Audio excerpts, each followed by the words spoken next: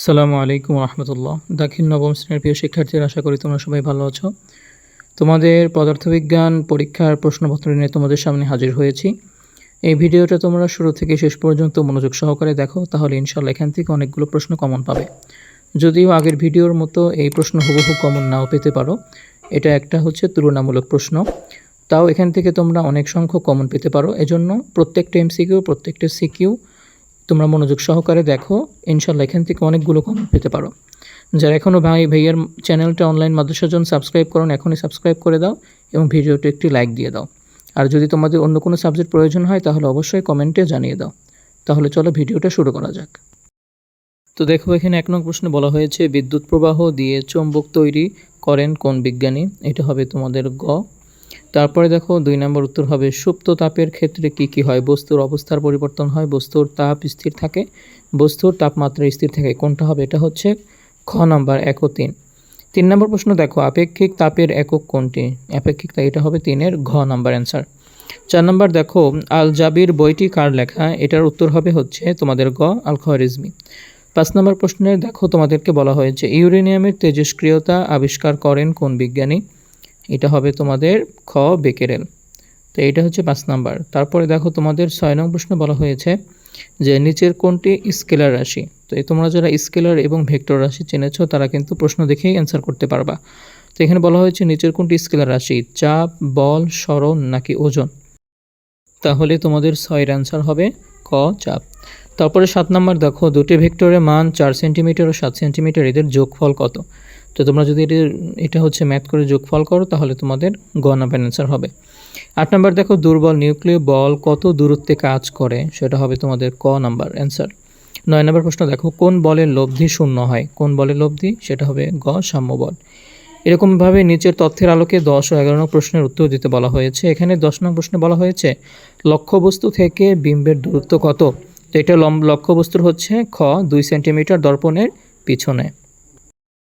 তারপর দেখো তোমাদের 11 নং প্রশ্নে বলা হয়েছে বিম্বের ক্ষেত্রে অবাস্তব সোজা হবে, বাস্তব উল্টো নাকি লক্ষ্যবস্তু থেকে বড়? তো এটার অ্যান্সার হবে হচ্ছে খ, 1 ও 3 নং। তারপর প্রিয় বন্ধুরা দেখো তোমরা যারা এখনও এই চ্যানেলটা সাবস্ক্রাইব করোনি অনলাইন মাদ্রাসা জোন, এখনই সাবস্ক্রাইব করে দাও। তোমাদের একটু সহযোগিতা আমাদের জন্য অনেক বড় একটা প্রাপ্তি। এই জন্য তোমরা সবাই সাবস্ক্রাইব করো, লাইক করো এবং বেশি বেশি কমেন্ট করো এবং জানিয়ে দাও তোমাদের আর কী কী প্রয়োজন। তাহলে ইনশাল্লাহ আমরা উৎসাহ হয়ে তোমাদেরকে আরও বেশি বেশি দেওয়ার চেষ্টা করব। তো এখানে 12 নং প্রশ্ন দেখো তোমাদের তরঙ্গের তর 100 কেজি, এর আয়তন কত হবে? এটা হবে তোমাদের গ নাম্বার। 13 নং প্রশ্ন দেখো একটি পুকুরের গভীরতা 3 সেন্টিমিটার হলে তলদেশে চাপ কত হবে? এটা হচ্ছে 13-র ক নাম্বার। 14 নাম্বার দেখো শক্তির সবচেয়ে সাধারণ রূপ কোনটি? এটা হবে তোমাদের ঘ নাম্বার, যান্ত্রিক রূপ। 15 নং প্রশ্ন দেখো কোনো বস্তুর বেগ 4 গুণ করা হলে এর গতিশক্তি কতটুকু বাড়বে? এটা হচ্ছে ক নাম্বার। 16 নং প্রশ্ন এরকম 16, 17, 18 তোমরা খুব সুন্দরভাবে এগুলো দেখে নিবা। তারপর তোমাদেরকে বলি দেখো তোমাদের এখানে 19 নং প্রশ্নে বলা হয়েছে একটি অবতল লেন্সের ফোকাস দূরত্ব 1 মিটার হলে এর ক্ষমতা কত?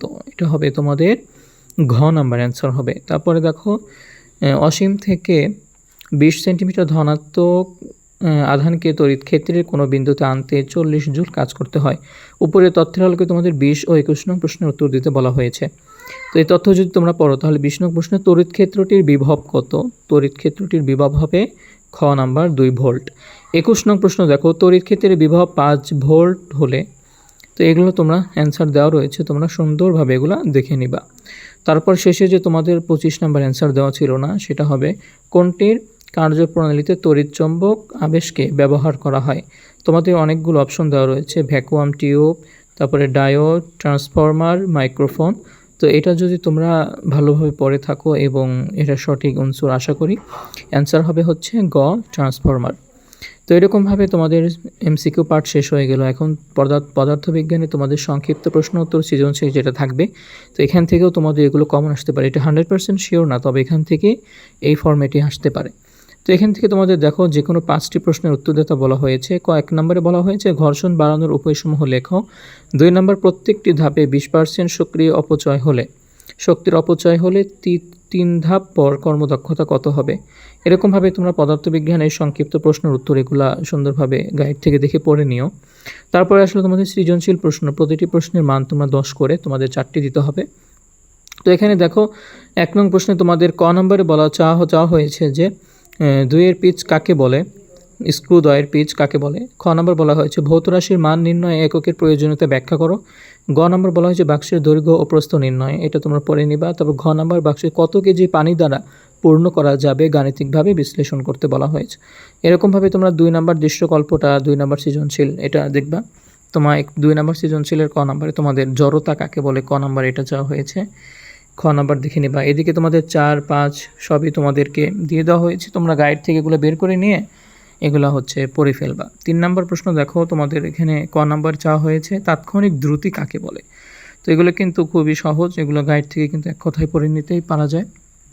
তারপরে তোমরা হচ্ছে খ নাম্বার ভাঙা রাস্তার চেয়ে পিচ ঢালা গতি, এগুলো কিন্তু খুবই হচ্ছে কমন একটা প্রশ্ন, ক এবং খতে এগুলো পড়ে ফেলবা। গ হচ্ছে অর্ধ উচ্চতা এই বস্তুর বেগ নির্ণয় করো, এবং ঘ নাম্বার তোমাদের পরস্পরকে অতিক্রমের সময় এ ও বির পার্থক্য এটা দিতে বলা হয়েছে।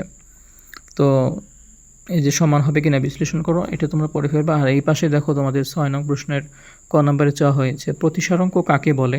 খ নম্বরে চাওয়া হয়েছে আলোর প্রতিসরণ হওয়ার কারণ ব্যাখ্যা করো।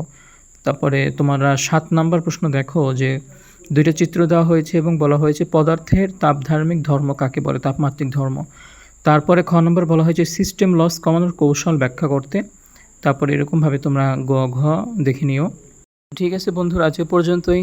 তোমরা যারা এখনও চ্যানেলটি সাবস্ক্রাইব করো না এবং লাইক দাওনি, তারা এখনই সাবস্ক্রাইব লাইক করে দাও। আর তোমাদের কী কী প্রয়োজন আমাদেরকে জানাও। দেখা হবে নতুন কোনো ভিডিওতে, তোমাদের কোনো সাবজেক্ট, তোমাদের কোনো পাবলিকেশন নিয়ে। আসসালামু আলাইকুম ওয়া রাহমাতুল্লাহি ওয়া বারাকাতুহু।